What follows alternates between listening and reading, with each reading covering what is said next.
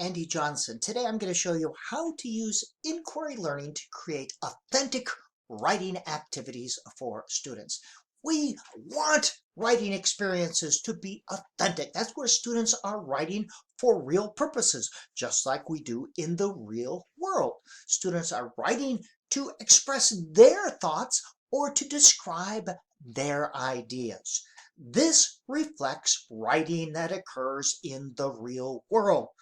We want to make that wall between the classroom and reality become invisible to the greatest extent possible.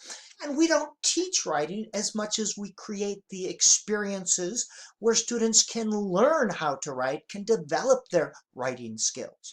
Now, to help students learn how to write in this more complex formal way, we have to provide a scaffold. A scaffold is something that's just above students' independent level that enables them to think and write in more complex ways. This is what we are going to do with inquiry learning. And also, it's an example of whole to part. Students learn skills, humans learn skills of any kind best when they go from whole to part, when they experience the whole and they can see where the little parts fit in. Writing, they write first, and then we teach the skills of writing within that context. Now, inquiry learning activities is the absolute perfect medium to use to teach this more complex form of writing. It's a high-level teaching strategy, yes it is, but once you understand the basic process, you can see how it is applied and you can use it across the curriculum. It's appropriate for kindergarten through graduate school. What you are doing is you are using science. Now, science is not a subject. Science is a process. It's a verb. It is simply asking questions and using data to answer questions. There is not a scientific method. There are methods of science. An example of inquiry used at the kindergarten level. What is the weather today? That's the question. They look out the window, gather that data, and put a sunshine cloud or rainstorm. More complex level of that right there. What's the most common M&M? This is a great way to teach math and graphing at the kindergarten level. Do students prefer hot dogs or hamburgers? I create this nice data retrieval chart. They can come up and simply put a tally mark there, and I'll show you how to use writing in just a minute. What kinds of sight words are in this book? Oh, this is inquiry used to reinforce sight words. We identify the sight words, they look at the book, simply put tally marks, and then they create this nice graph. So it is math, it is reading, and it is writing. You'll see how that works. What do students like to eat for dessert? Great question. What traits do undergraduate students value in a significant other? We did this with our undergraduate class. More on this one in a bit. We want to provide scaffolding, as I said, so that students at all age levels can do this. And scaffolding is provided by including these three things. And we'll go over each one of those. First of all, you need to provide the initial questions, whether you're doing this with kindergarten or graduate students. Structure is provided by giving them the initial questions. Eventually, they will be able to ask their own questions. Not in the first week, but over time, they'll be able to do this. Start with a closed response question. Hot dogs or hamburgers? All right, that is a closed response. Multiple choice where they have to select specific items. Eventually, you will move to open-ended questions like, what traits do you value in a significant other? They write them down and you use inductive analysis, which is inducing order on a field by looking for groups and moving things into groups. And yes, you can use inductive analysis at the kindergarten level. If I got an idea, you learn more complex ways of thinking by being exposed to a mentor. That way of thinking moves from outside to in. Here are some examples of questions you could use. What kinds of things use in our daily life use energy? What kinds of conflicts on the playground? Oh, that's interesting. What do most kids do on Saturday? Most popular TV shows. Okay. Most important events that happened this year, they list them, put them in groups. Here's a close-ended question. This is a great one for middle school and high school. What kinds of problems do students have in their lives? Gather the data, look for groups so you can say, you know, in our 7th grade class, these are the kind of problems students are experiencing. What traits do students look for in a friend? This is a great one. Social skills, interpersonal, emotional skills, as well as writing.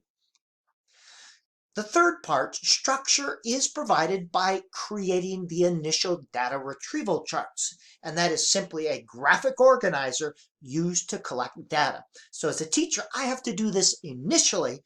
Over time, they are able to create their own.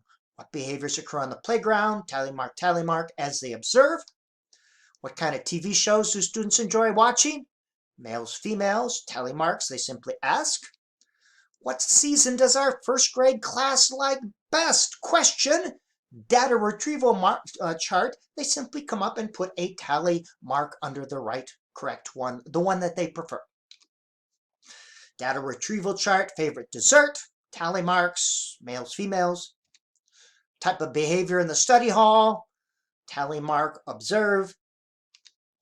Words with SH in them. This again is a literacy one. They simply beginning, middle, end, look at the chapter and actually write the words. Words with suffixes. Form of inquiry. Kinds of nouns in the book. We're creating inquiry, we're asking questions, but we're teaching about nouns as well. What is 5th graders' favorite kind of movie? We have the categories there. Ask the question, tally marks. And the last part of structure is done by using a lab report. It has a template that has the questions and conditions, results, data, and conclusions. We'll go over each one of those, but these are the essential elements found in any research article you might read online. It's a simplified version. Keep it simple, simple, simple, so students can see the structure, and eventually they can make it more complex as needed. This is a form of authentic writing, as they're using writing to describe and express what they have observed, their ideas.